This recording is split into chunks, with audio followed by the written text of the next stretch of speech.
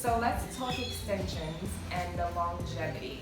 Whether it is eye-tips, microlinks, traditional sewing, anything, I wouldn't suggest leaving it in more than 8 weeks at a time.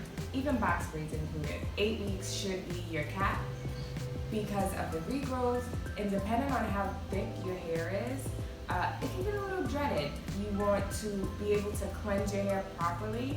You want to be able to moisturize and detangle your hair properly. Also, when you are taking down your extensions, just know that you will see some shedding, and it might look excessive, but you have to understand that hair sheds, and typically you shed about 100 hairs a day.